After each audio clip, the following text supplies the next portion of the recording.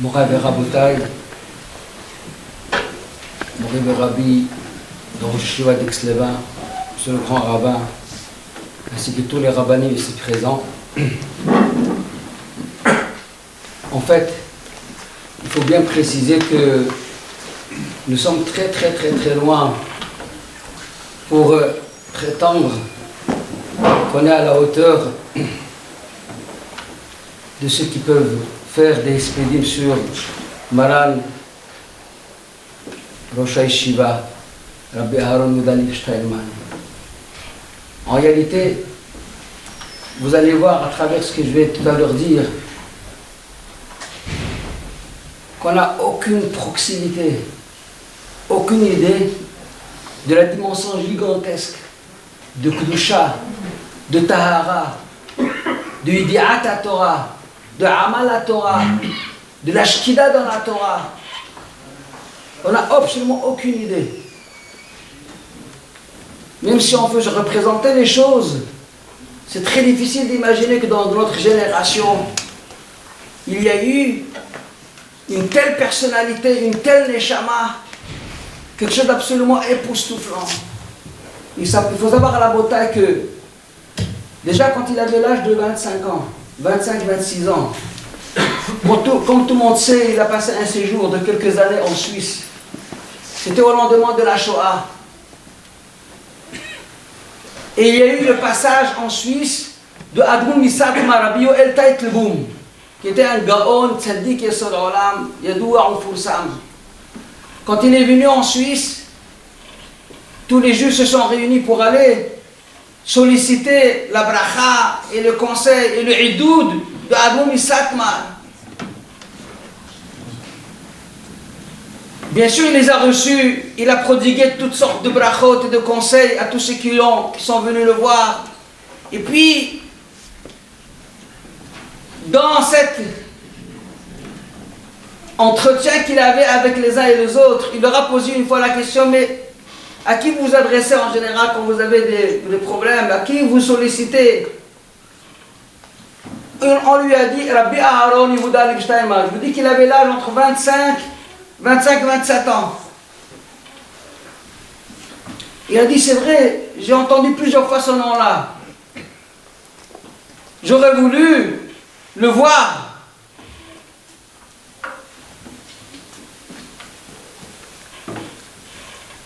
Parmi ceux qui sont venus le voir avant de rencontrer Rabbi Yehuda Leib Steinman, il y avait la femme de Rabbi Aaron Yehuda Leib Steinman, qui est venue, elle aussi, demander des brachot à Admoun Misak Mar. Il lui a posé la question, Kvod Arav, on aurait souhaité faire notre aliyah en Eretz Israël, qu'est-ce que vous nous conseillez? Il leur a dit, non, n'allez pas en Eretz Israël. Il n'y a pas actuellement de forces qui sont pures. Ça pourrait nuire à votre mari d'être là-bas. Et elle lui a dit, mais mon mari, c'est Yeri Shamayim. Il pourra se protéger. Il lui a dit, j'aurais voulu voir votre mari. Il est venu le voir. Il est resté avec lui 9 heures de discussion. Un des tzaddiki Yesod Olam, 9 heures de discussion, il restait avec lui. À la fin de 9 heures de discussion, il a dit à sa femme, vous avez raison, votre mari c'est Yeri Shamayim. C'est un Kadosh Merechem. C'est un Kadosh Merechem. Ça, c'est les paroles de Admoun Misak Mar qu'il a dit sur Rav Steinman quand il avait 25-27 ans. Kadosh Merechem. Parmi ceux qui sont venus rendre visite à Admoun Misak Mar, il y a un qui a demandé une bracha. Et qu'est-ce qu'il lui a demandé comme bracha? Il lui a dit, qu'est-ce que tu veux? Il a dit, je voudrais être Merkava à la Shekhinah. Vous savez ce que veut dire Merkava à la Shekhinah? Ça veut dire être la résidence d'Akadosh Baruch Hu ici-bas. Bon, c'est la première fois que j'entends quelqu'un qui demande une telle bracha. Il veut être le support de la Shekhinah dans ce monde-là. Et il s'est renseigné, mais qui t'a appris, Bichlal, cette notion de Merkava la Shekhinah? D'où tu sais, Bichlal, une notion de Merkava la Shekhinah? Il a dit ça, j'ai demandé conseil à Rabbi Aaron Yehuda Leib Steinman, qu'est-ce que j'allais vous demander à vous? Voilà ce qu'il m'a dit, de vous demander que je sois Merkava la Shekhinah. Voilà l'aspiration de ce Kadosh Elyon. Voilà aspirations, voilà les ambitions de Rabbi Aaron Youlou Darshan depuis l'âge de 25-26 ans. Il voulait être la Merkava de la Shrina. Il faut savoir, toute sa vie, il a été Merkava à la Shrina. Toute sa vie. Il était entièrement déconnecté de Olam Hazeh. Toute sa vie, il n'avait absolument aucune attache à la matière. Entièrement déconnecté de la matière. Il m'a dit, Israël Friedman, celui qui était le Bel Baït chez lui, tout le temps, pendant toute l'année, le Bel Baït, parce que pour transmettre les informations à Yeted Ne'aman, il était tout le temps à la maison. Il m'a dit, quand il était là, à Lyon, ça fait environ 12 ans, il m'avait dit comme quoi, Rav Steinman lui a raconté que ça fait 60 ans environ qu'il n'a pas goûté les gâteaux. Parce qu'il a dit que c'est du luxe. J'ai fait le calcul, ça veut dire depuis qu'il avait environ 25-26 ans, il ne mangeait plus de gâteaux. Des biscuits, un cake, ça n'existe pas manger de telle chose. Pour lui, c'est du luxe. C'est du moutarot. C'est du moutarot. On mange du pain, mais manger des gâteaux, mais c'est du luxe. Qu'est-ce qu'on a besoin de manger du gâteau pour exister? Ça, c'était Maran HaKadosh, Rabbi Aaron Yehuda Levi Steinman, entièrement déconnecté de la matière. Entièrement déconnecté de la matière. Moray Verabotai, c'est marqué au début de Parashat Tazria dans le Midrash Rabbah. C'est marqué Ahor Vakedem Tzartani. Ça, c'est un pasuk dans Tehillim. David Amelech, il dit à Kadosh Baruch Hu, tu m'as créé Ahor Vakedem. La traduction littérale, ça veut dire que tu m'as créé aussi bien de devant que aussi de l'autre côté, parce qu'il y avait deux partsoufim. Ahor Vakedem Tzartani. Mais le Midrash Rabbah, il fait la dracha suivante. Im Adam Zacha Omrimlo. Ça veut dire quoi? Ahor Vakedem Tzartani. Ahor, ça veut dire dernier, et Kedem, ça veut dire premier. Ça veut dire quoi exactement? Que les deux soient simultanément chez la personne.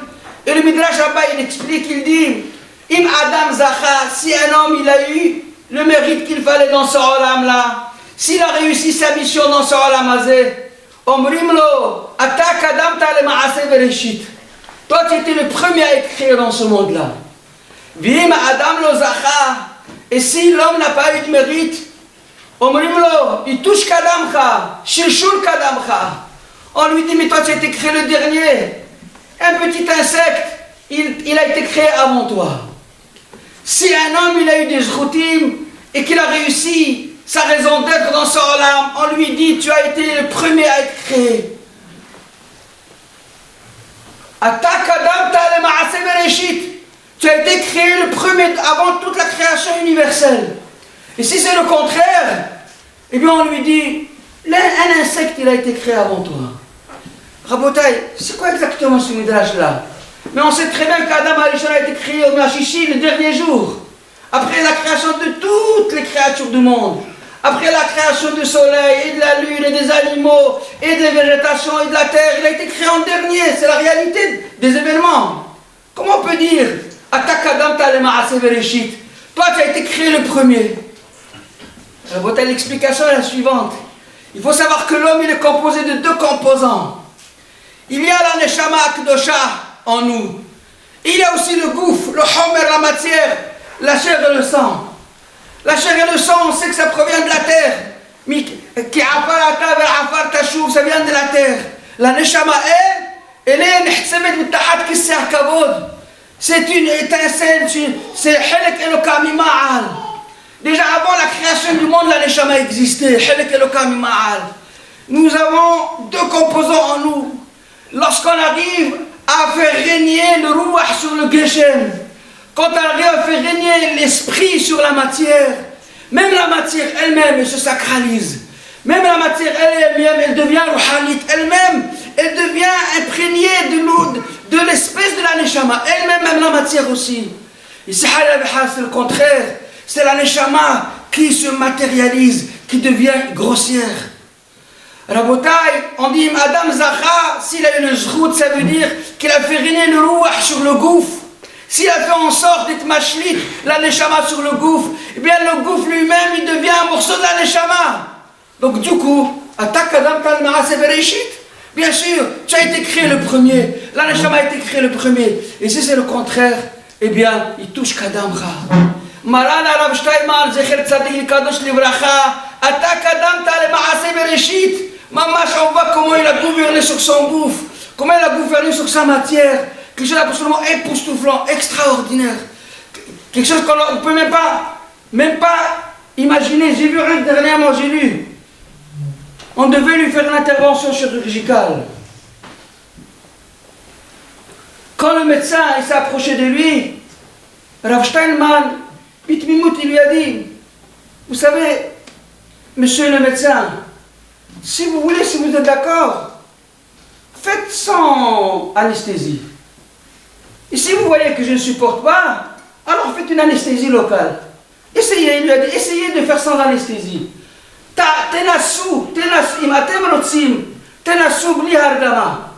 Essayez sans faire d'anesthésie.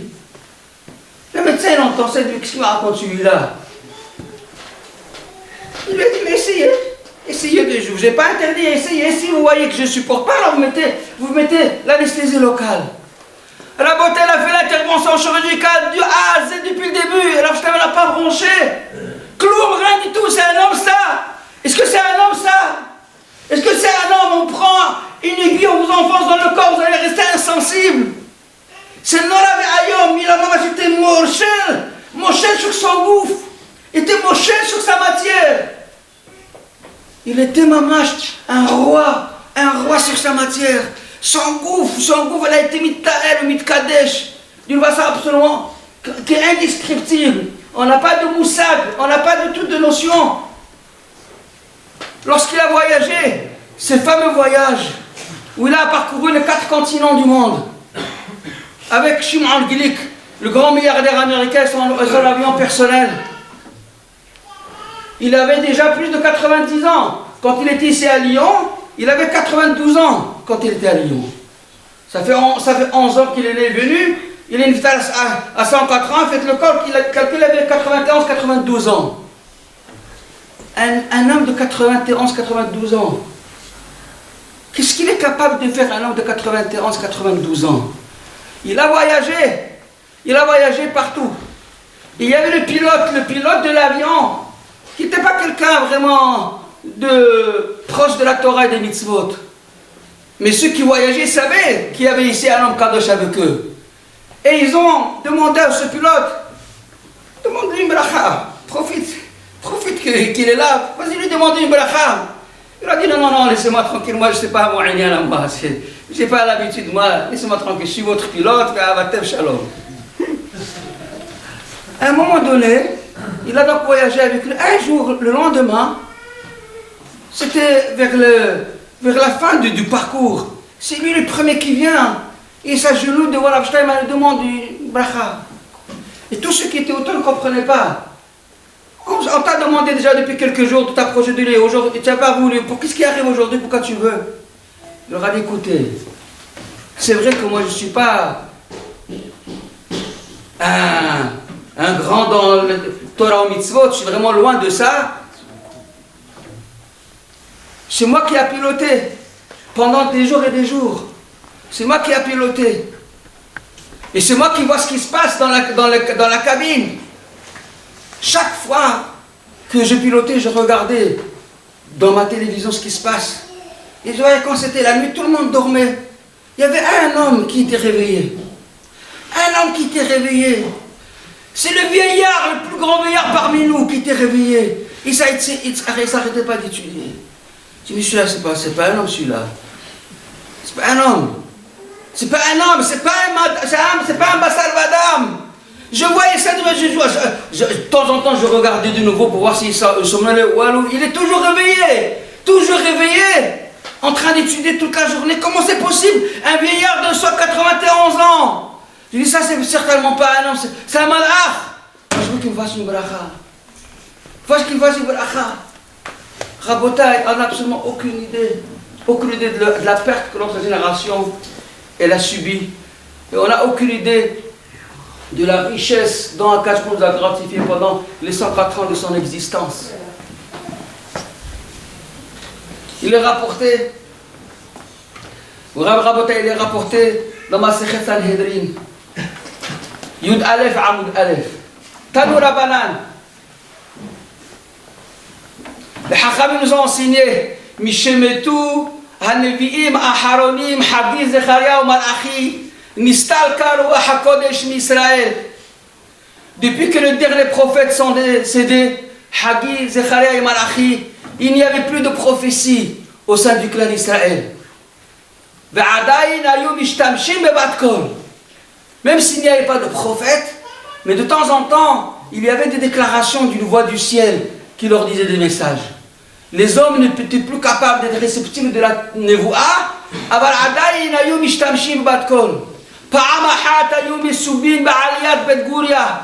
Un jour, les Hachamim, ils étaient assemblés dans un étage de Bet Gouria. Il y a une voix du ciel qui s'est déclarée. Et il leur a dit, Yesh ehad kan sheraoui shetusre shechina alav ela she'en hador zakai lo lekach. La voix du ciel leur a dit, il y a ici un homme dans le groupe de Hachamim que vous êtes, il y a ici un que raoui shetusre alav shechina, il est apte pour que la shechina réside sur lui. Seulement en hador zakai lekach. Seulement la génération n'est pas à la hauteur de ça, n'est pas méritante pour qu'il y ait un tel personnage qui soit Navi Benechim. Et la Gemara conclut,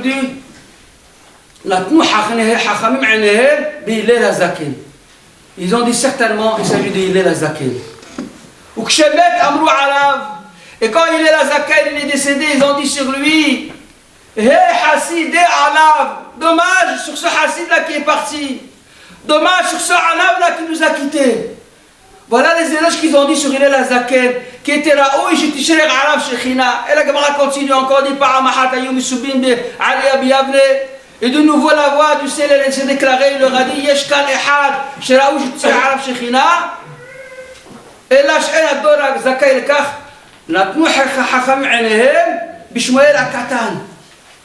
Et quand il est mort, Shmuel Akatan, ils ont dit la même chose, hey! Hassid, He Anav. Les éloges qu'on a fait sur Hillel Azaken quand il est décédé, c'est que dommage pour ce Hassid là qui a quitté ce monde.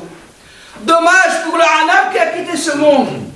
Et j'ai vu une coucha fantastique. Lorsque vous prenez la braïta de Rabbi Pinhas Ben Yair, qui est rapportée dans Masechet Aruzah d'Afkaf, sur laquelle tout le Mishnah des Sharim il est réalisé, là-bas on nous dit toutes les étapes d'évolution dans les madrigotes de Avodat Hashem. Torah, Midial et des Zérout, Zérout, des Zézouz, des Zézout, des Nikiyut. Et après c'est marqué, Hanaba, Mibial, des Yirat-Het, Yirat-Het, Mibial, des Hasidut. Hazal nous disent que l'évolution d'une personne de Avodat Hashem, on passe par Torah, après par Zérout, Zézout, Nikiyut, après Hanaba, et l'Hanaba elle génère Yirat-Het, et Yirat-Het elle génère Hasidut. Donc la Hasidut elle est après la Hanaba. Il y a d'abord Hanaba, mais il y a des Yirat-Het. Yirat-Het, il y a des Hasidut.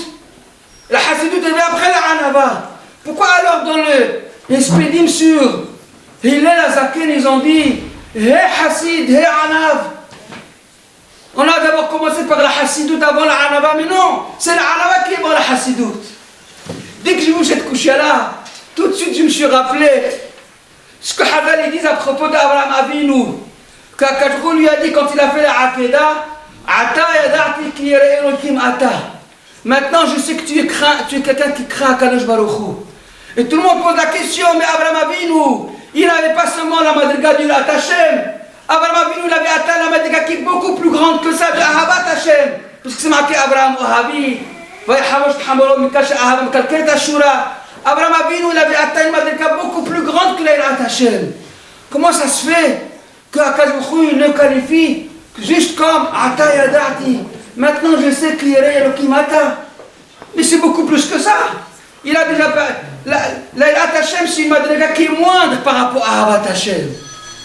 Ahavat Hashem c'est la madriga suprême. Et comment Akadosh Baruch Hu il dit à Abraham simplement Ata Yadati ki yere Elokim Ata. Le Tirus Rabotai c'est qu'il y a deux Yirat Hashem. C'est vrai qu'il y a la première Yirat Hashem qui est avant la Ahava. Lorsque la personne elle avance, au début il agit par crainte. Et au fur et à mesure qu'il s'investit dans Avodat Hashem, et il découvre la beauté de la Torah, la rouhaniout fantastique, il arrive à être Ohev Hashem. Mais il y a une deuxième Irat Shamayim. C'est que même lorsque tu arrives à être Ohev Hashem, tu continues à avoir peur d'Hashem. Parce que d'un côté, la Ahava c'est très grand, mais d'un autre côté, il y a trop de proximité, il y a trop de familiarité. On peut parfois se permettre certains agissements parce qu'on est Ohev Hashem de façon extrême. La grandeur d'Abraham Avinu, même qu'il était arrivé au Madriga d'Abraham Ohavi, la Madriga de Ahavat Hashem, il était toujours encore Yerei Shamayim. Même après la Madriga de Ahavat Hashem, Ata Yadati, Ki Elokim Ata. Vous savez, Rabotai, la Madriga de Hillel Azaken Alav Shalom, He Hasid, He Alav, Harel Alava Elavo la Hasidut. Mais le Pirouche, il est, même qu'il a atteint la Madriga de Hasidut. Quelqu'un qui est Hassid, il excelle dans tout. Il a un excès de zèle qui est fantastique dans Avodat Hashem. Il y a de quoi se valoriser. Il y a de quoi se donner des importances à soi-même. Il était toujours Hanav. Il était toujours effacé, toujours inexistant. Hé Hassid et Hanav. Le summum de la madriga de la Hanava, c'est quand tu es Hanav, mais après que tu es Hassid, tu es encore toujours Hanav. Peut-être tout celui qui voit Rav Shtaim en Zatzal, tout celui qui était à ses côtés, mais on a l'impression qu'il n'existe pas. On a l'impression qu'il n'est pas là. Il diffuse de sa personne une lumière d'effacement. Une lumière d'effacement. De la même façon que Hazal ils disent Aaron enominamida. Le Aaron HaKodesh enominamida, il ne tient pas place. Le Aaron HaKodesh, il avait certaines mesures. Amavachetsi, Amakomato, et quand on le mettait à l'intérieur du Kodesh HaKodashim, et on mesurait l'espace qu'il y avait entre le mur et le Aaron, et du Aaron au mur, on se rendait compte qu'il y avait toujours le même espace, comme si le Aaron n'était pas là. Le Aaron est nominamida, le Aaron ne tient pas place. Rabbi Aaron le Shem, il ne tient pas place, il ne prend pas place, il ne prend pas place. Il est tellement inexistant. C'est pour cela que la Shekhinah, elle est bémet sur Alav. J'ai aucun safek que c'était Merkava la Shekhinah. C'était pas l'endroit qui contenait Aaron, c'est lui qui contenait l'endroit. Il était Mamash Merkava la Shekhinah. Rabotai, encore une autre Nikuda. Il faut savoir que nous avons mérité d'avoir dans notre génération ce géant, ce Gadol Hador, ce Kadosh Elyon, mais qui a été dévoué. Il s'est déplacé, il a voyagé, il a pris sur lui un rôle pour aller apporter la parole d'Hachem. Et j'ai entendu que la raison pour laquelle il a fait sa chose qu'on n'a pas vu sur les autres Gdolim. On n'a pas vu les Abdi Ben Haïm, les Haïm, d'autres Gdolim qui ont fait comme ça, qui ont voyagé dans les quatre camps. On m'a dit parce qu'un jour il a étudié le Kavod de Rabbi Eliezer. Le Kavod de Rabbi Eliezer. Donc le Kavod de Rabbi Eliezer, il est rapporté là-bas l'histoire de Pilegesh Bagiva. C'est une histoire triste, une histoire noire du clan d'Israël. Qu'à cause de ça, il y avait tout le Shevet Binyamin qui a été presque exterminé. Et là-bas, il dit, Tana dit Rabbi Eliyahu. Là-bas, il dit, Eliyahu Hanavi leur a dit, vous savez pourquoi c'est arrivé l'histoire de Pilegesh Bagiva? Parce que Shahayu Lahem, les Zikne Otodor, והסנהדרין של אותה הדור היה להם לחבוש שלשלאות על מותניהם וחלולות עליהם וללכת מעיר לעיר וממדינה למדינה ולמסור דבר השם. Il a dit parce que il fallait que les grands de la génération, les Sanhedrin et les tzadikim de la génération, ils auraient dû se ceinturer avec des chaînes et prendre leur courage entre leurs deux mains et de voyager de ville en ville, d'un pays à un autre pays pour aller apporter la parole d'Hachem. Quand Rabbi Aaron il a vu ça, il a dit c'est pas possible, je peux pas rester ici, assis. Je peux pas rester assis. Il a entrepris à l'âge de 90 ans. Il a entrepris des voyages qui étaient inimaginables. Ça, et ce Kadosh Elyon, il a été Moster Nefesh pour venir et parfumer notre Keïla. J'ai aucun safek. Mais alors, non seulement que pratiquement c'est la réalité, je sais qu'il y a eu beaucoup de ta'olorout, grâce à sa venue, ils ont pris des nouvelles dispositions. Mais Tzaddik Bala'ir, ça a un impact, qu'on le veuille ou pas, ça a un impact. Ça a un impact. Et cet impact-là, il se traduit par des ma'asim. Baruch Hashem, il y a eu de nouvelles institutions qui ont été ouvertes. Tout ça parce qu'il a pris ce Kadosh Elyon, il a pris sur lui de venir apporter la parole d'Hachem. Rabotai s'est rapporté. Dans la bracha qu'il avait fait Moshe Rabbeinu à Shevet Gad, c'est marqué Vayar Reshit Lo. Vayar Reshit Lo ki sham Helkat Mechokek Safoun. Moshe Rabbeinu il a dit sur Shevet Gad Vayar Reshit Lo. Il a vu que la première était à lui, Reshit Lo, qui est Sham Helkat Mechokek Safoun. Dans la région de Shevet Gad, c'est là-bas où il a enterré Moshe Rabbeinu. Helkat Mechokek Safoun. Helkat Mechokek, la Helka c'est la dernière portion de terre. Mechokek c'est Moshe Rabbeinu qui a été Mechokek. Le Hakim, c'est lui, Safoun il est là-bas. Ça c'est la traduction littérale du verset. À savoir que Moshe Rabbeinu était en train de dire, il a eu un mérite. Il a eu un mérite de Shevet Gad. Comme quoi, Sham Helkat Mechokek Safoun. C'est là-bas où se trouve Helkat Mechokek, ça veut dire Moshe Rabbeinu. Et j'ai vu le pirouche suivant. Le Reshit, c'est le clan d'Israël. L'Israël, il crée le Reshit. Reshit, on sait que l'Am Israël crée le Reshit. Bereshit, Bishvil Israël, c'est écrit le Reshit, Nivra Olam. Le Am Israël s'appelle le Reshit. Vayar Reshit Lo. Il a vu que le Tachlit, c'est de s'occuper du Reshit, s'occuper du clan d'Israël. Kisham, parce que s'occuper du clan d'Israël, c'est grâce à ça qu'on a zoché d'être Helkat Mechokek, d'être un manhig. Vous savez comment Rav Steinman il a été pratiquement un manhig. Un manhig parce que toute son ambition et toute sa devise dans sa vie, comment apporter la parole d'Hachem au clan d'Israël.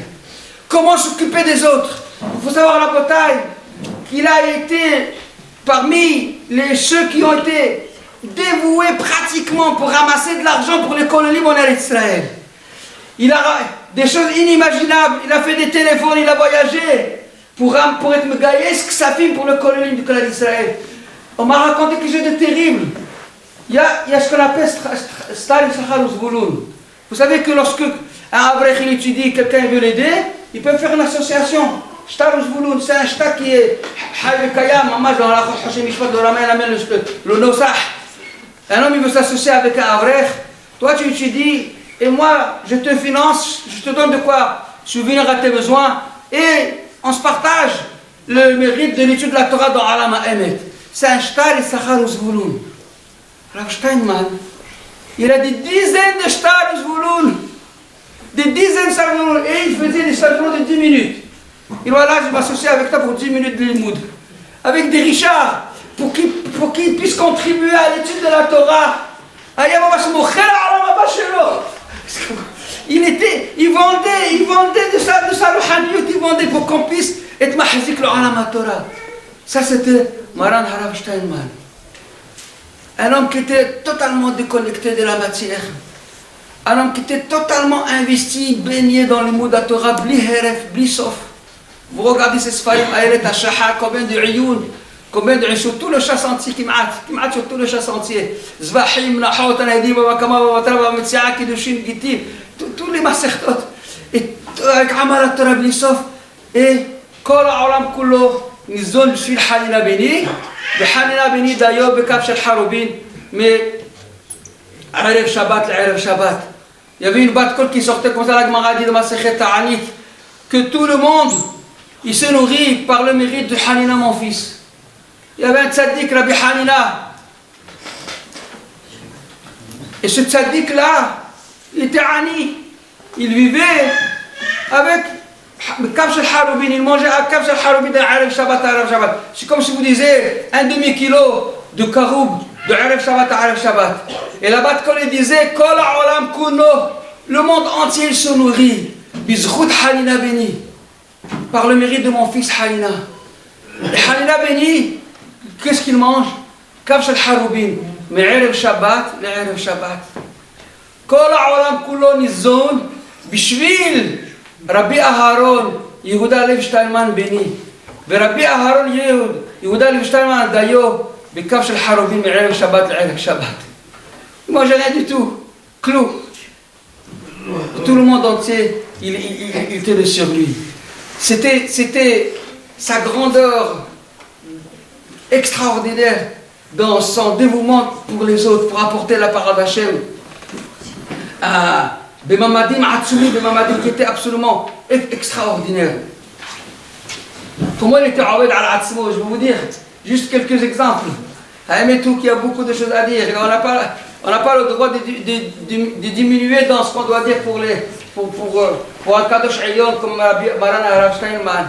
Mais juste quelques éléments. Comment il était Sholet al-Atzmo, comment il était Moshel, et comment il était Betaharat Hamidot, comment il était Shomer ses paroles. Il dit une parole, mais c'est Kodesh Kadashim. J'ai vu l'anecdote suivante. Il est parti à un mariage. Pour quelques minutes, pour dire Mazal Tov, c'était certainement des gens qu'il connaissait, qui voulaient Bessam et Hotam. Il a été accompagné par un rave.